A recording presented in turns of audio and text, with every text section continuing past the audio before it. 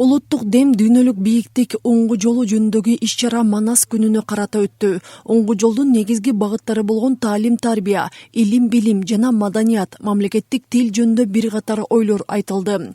Окуучулар тарабынан улуттук баалуулуктары чагылдырылып, унутта калып бара жаткан буюм тайымдар көргөзмөгө коюлган.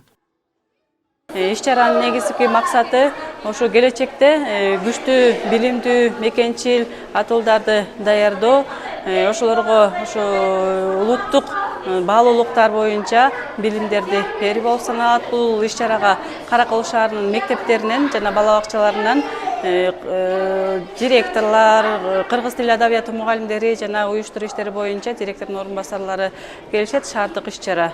Дүйнөлүк цивилизациянын ылдам өнүккөн шартында кыргыз эли улуттук өзөгүн сактап, аны өнүктүрө алган учурда гана ата-бабалардан келген руханий бийиктиктин жолун улоого болот.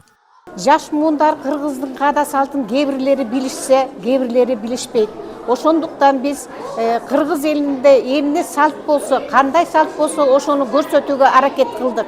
Кээ бир жаштар бешикке салууну, куш салууну жана башкаларды билишпейт. Ошон үчүн жаштарга кийинки улуу муундардын урпак насааттарын үйрөтөлү деген ниетте уюштуруп атабыз ушуну. Иш-чарада катышуучуларга жарлыктын максаттары, коомдогу тарбиялык мааниси, келечек муунду улуттук баалуулуктар аркылуу тарбиялоонун өзгөчөлүктөрү тууралуу маалымат берилди. Аны менен бирге Манас айтылып, эпостон үзүндү коюлуп, көпчүлүктүн көңүлүн бурду.